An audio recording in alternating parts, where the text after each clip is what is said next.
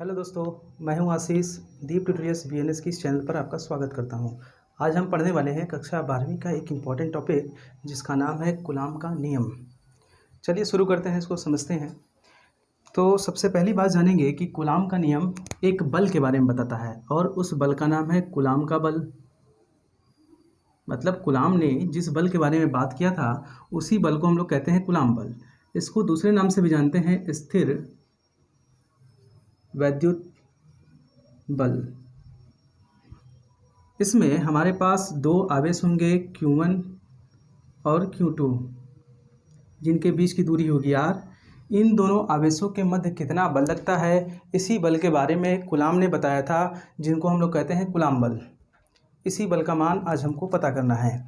तो कूलॉम ने इस बात का जिक्र किया था कि जो दो बिंदु आवेश हैं, इन दो बिंदु आवेशों के मध्य में जितनी दूरी है उस दूरी के वर्ग के व्युत्क्रमानुपाती होता है तथा उन दोनों आवेशों के गुणनफल के अनुक्रमानुपाती होता है। चलिए उनकी बातों को हम शब्दों में लिखते हैं।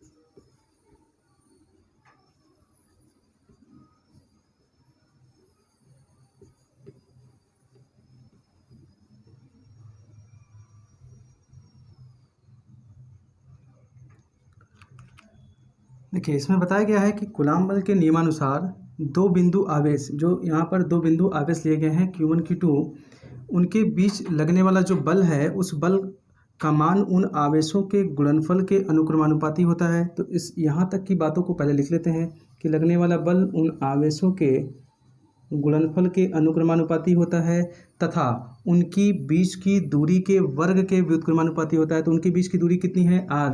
व्युत्क्रमानुपाती बोला गया है इसलिए इसको अपॉन में लिखेंगे और वो भी वर्ग के फॉर्म में। तो इसको मानते हैं समीकरण 1 और इसको मानते हैं समीकरण 2। यदि हम समीकरण 1 और समीकरण 2 को मिला दें तो हमें मिलता है F is directly proportional to Q1 Q2 बटे में R स्क्वायर। यहाँ से डायरेक्टली प्रोपोर्शनल का साइन हटाते हैं तो एक कांस्टेंट K आ जाता है।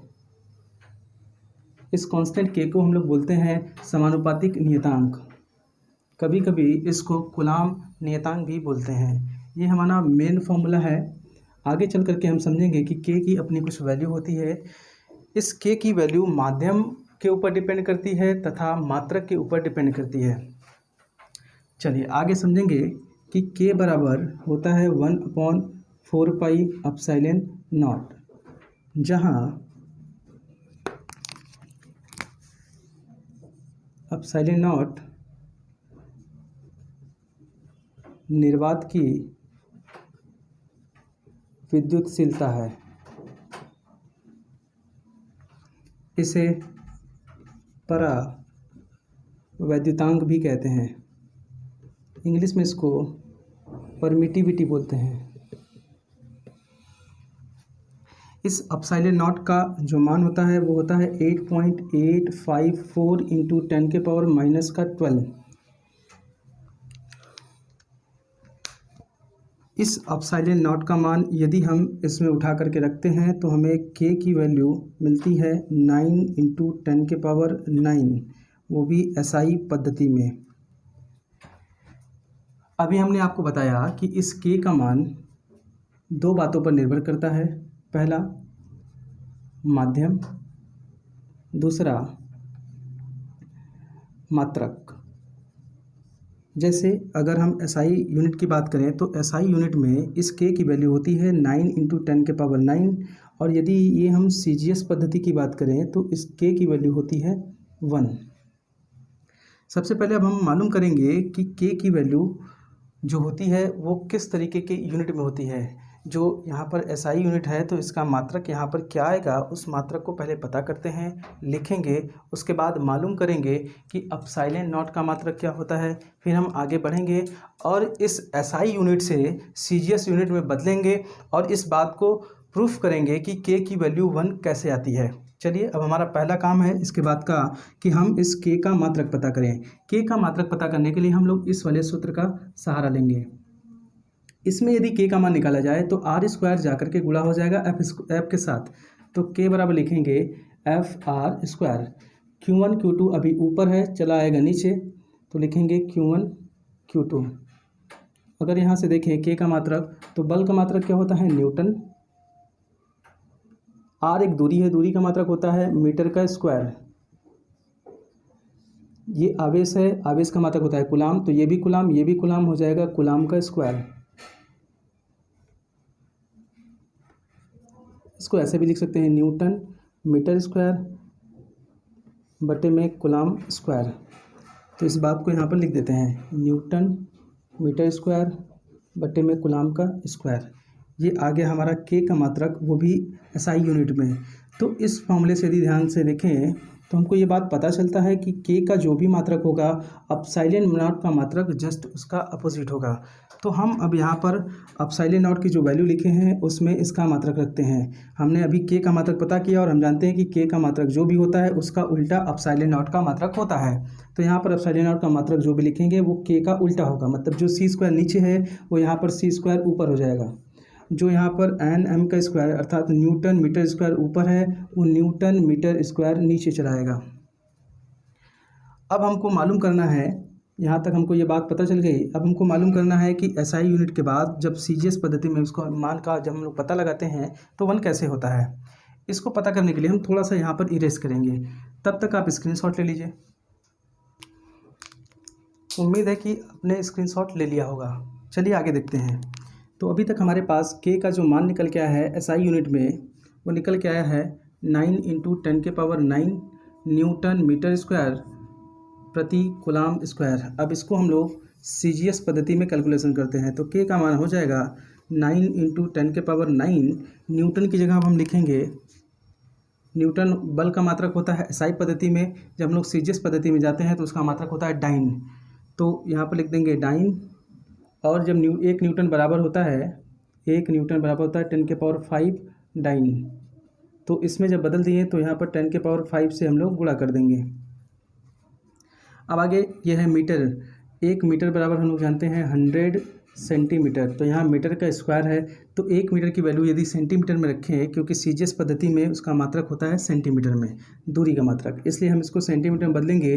तो एक बार 100 लिखेंगे 1 मीटर के लिए, तो यहाँ पर स्क्वायर है इसलिए 2 बार लिखेंगे, और यहाँ पर जो मीटर का स्क्वायर था वो यहाँ हो जाएगा सेंटीमीटर का स्क्वायर। अब नीचे लिखते हैं, ये है कूलाम। कूलाम जो मात्रक होता है वो एसआई यूनिट में होता है। जब हम इसको सीजीएस पद्धति में लिखने जाते हैं तो इसका मात्रक होता है स्टेट कूलाम। एक कूलाम बराबर होता है 3 इंटू 10 के पावर 9 स्टेट कूलाम। तो यहाँ पर कूलाम का मात्रक स्टेट कूलाम में रखते हैं, तो हो जाएगा 3 इंटू 10 के पावर 9। यहाँ पर स्क्वायर है इसलिए इसका भी स्क्वायर हो जाएगा और इस पूरे का भी स्क्वायर हो जाएगा। ये यहाँ पर सी स्क्वायर का मतलब सेंटीमीटर का स्क्वायर है। अब इसको हल करते हैं, ये न हो जाएगा 9 इंटू, आधार सेम होने की वजह से इनके पावर आपस में जुड़ जाएंगे, तो ये हो जाएगा 10 के पावर 14। ये 100 को लिख सकते हैं 10 के पावर 2 इंटू, फिर से 100 को लिख सकते हैं 10 के पावर 2 डिवाइडेड बाई, जब इसका स्क्वायर करते हैं तो 3 का हो जाएगा 9। 10 के पावर 9 का जब पावर के पावर का गुणा होता है, जैसे हम लोग कहते हैं कि यदि 9 या कुछ ऐसा लिखा होता है 10 के पावर 5, फिर इसके स्क्वायर भी कुछ होता है, तो इन पावर और पावर का आपस में गुणा हो जाता है। तो यहाँ पर देखिए कि 10 के पावर 9 है, फिर इसके पावर भी 2 है, तो पावर और पावर का गुणा हो जाएगा। तो यहाँ पर लिखेंगे 10 के पावर 9 2 जा 18। अब इसको हल करते हैं और इसके मात्रा को यहीं लिख देते हैं, डाइन सेंटीमीटर का स्क्वायर बटे में स्टेट कूलाम का स्क्वायर। 9 से 9 कट जाएगा। अब ये 10 के पावर 2, 10 के पावर 2 और ये 10 के पावर 14, इन सब का आधार सेम है। आधार सेम होने की वजह से ये सभी के सभी पावर आपस में जुड़ जाएंगे। तो 14 ये 2 16 2 18 और नीचे भी 10 के पावर 18 है, तो 10 के पावर 18 से 10 के पावर 18 पूरा कट जाएगा, 9 से 9 कट जाएगा। इस तरीके से k की वैल्यू अंततः 1 निकल के आ जाती है। ये जो 1 वैल्यू आई है ये CGS पद्धति के लिए आई है, और SI पद्धति के लिए इसका मान 10 के पावर 9 इंटू 10 के पावर 9 पहले से था। इससे हम लोग ये पता लगा सकते हैं या ये बात समझ सकते हैं कि इस k की वैल्यू मात्रक पद्धति पर किस तरीके से डिपेंड करती है। अब हम समझेंगे कि माध्यम पर किस तरीके से इसकी वैल्यू डिपेंड करती है। यहाँ तक का स्क्रीनशॉट ले लीजिए। उम्मीद है कि स्क्रीनशॉट आपने ले लिया होगा। चलिए आगे समझते हैं। अभी तक हमारे पास फाइनल फार्मूला जो आया है F is equal to K Q1 Q2 बटे में R स्क्वायर आया है। यदि हमने इस K का मान उठा करके यहाँ पर रख देना है तो हमको क्या मिलेगा, F बराबर 1/4 pi epsilon not Q1 Q2 बटे में R स्क्वायर। यहाँ पर आपको एप्सिलॉन नॉट के बारे में पहले से बता दिया गया है कि ये निर्वात की विद्युतशीलता है। जहाँ कहीं पर आपको नॉट लगा मिल जाए आप समझ जाइएगा वहाँ पर निर्वात की बात हो रही है, क्योंकि नॉट का मतलब होता है शून्य और शून्य का मतलब होता है कुछ भी न होना। तो जहाँ कुछ भी नहीं होता वहाँ पर होता है निर्वात। तो यहाँ पर एप्सिलॉन नॉट लिखने का मतलब है कि ये निर्वात की विद्युतशीलता है।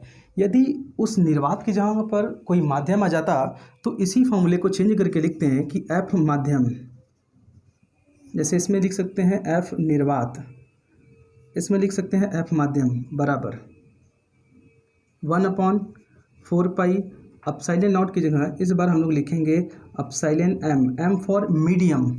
बाकी चीज़ें वैसे ही होंगी Q1 Q2 बटे में R स्क्वायर। इसको कोई समीकरण मान लीजिए स्टार और इसको कोई समीकरण मान लीजिए डबल स्टार। जब स्टार और डबल स्टार को आपस में डिवाइड किया जाता है अर्थात F निर्वात बटे में F माध्यम, तब हमको मिलता है 1/4 pi epsilon not Q1 Q2 बटे में R स्क्वायर।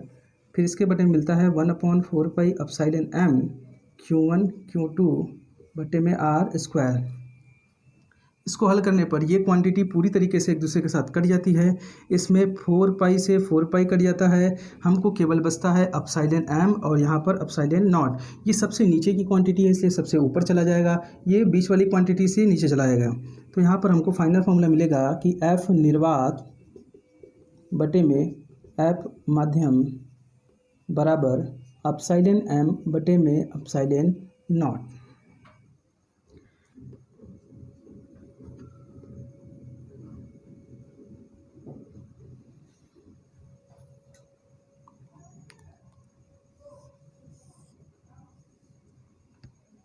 यहाँ तक का स्क्रीनशॉट ले लीजिए।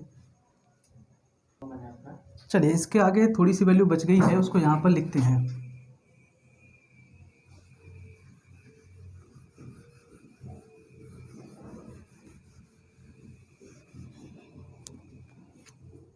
जो हमको मिला है F निर्वात बटे में F माध्यम बराबर एप्सिलॉन M बटे में एप्सिलॉन नॉट, ये बराबर होता है एप्सिलॉन R के। तो आप सोच रहे होंगे कि यहाँ पर एप्सिलॉन R क्या है। इसको बोलते हैं आपेक्षिक विद्युतशीलता। इसको बोलते हैं हम लोग माध्यम की विद्युतशीलता। इसको बोलते हैं हम लोग निर्वात की विद्युतशीलता। अब इन दोनों को आपस में यदि रिलेशन निकाला जाए तो हम लोग एप्सिलॉन M बराबर लिख सकते हैं एप्सिलॉन नॉट इंटू में एप्सिलॉन R। इसका मतलब है कि यदि हमको निर्वात की विद्युतशीलता पता हो और हमको उसका आपेक्षिक विद्युतशीलता पता हो तो इन दोनों का मान हम आपस में गुणा करने के बाद ये पता कर सकते हैं कि उस माध्यम की विद्युतशीलता कितनी रही होगी। फिर से एक बार, हमको यदि उस माध्यम का निर्वात में विद्युतशीलता पता है तथा उसका आपेक्षिक विद्युतशीलता पता है तो इन दोनों का आपस में गुणा करने के बाद हमको उस माध्यम की पर्टिकुलर विद्युतशीलता पता चल जाएगी। इस तरीके से ये पूरा का पूरा टॉपिक कूलाम का नियम यहीं पर समाप्त होता है। यदि आपको वीडियो अच्छा लगा हो तो आप लाइक करिएगा, चैनल को सब्सक्राइब करिएगा, ज़्यादा से ज़्यादा शेयर करिएगा। हम ऐसे ही अच्छे अच्छे वीडियो आपको लाते रहेंगे। आपके बोर्ड एग्ज़ाम के थ्रू यदि आपको कोई डिमांडिंग वीडियो है जो आपको लगता है कि नहीं ये टॉपिक थोड़ा सा टफ है, आपको समझना ईजी टर्म में है, तो आप हमें मैसेज कर सकते हैं, कमेंट बॉक्स में कमेंट कर सकते हैं। यदि आप हमको मैसेज करना चाहते हैं तो हमारा व्हाट्सअप नंबर है 7905940778। आप इस पर लिख करके मैसेज कर सकते हैं। जिस किसी टॉपिक के ऊपर आपका डिमांडिंग वीडियो चाहता है आप हमको मैसेज कर दीजिए, हम उस पर एक वीडियो बना करके आपको दे देंगे। Thank you.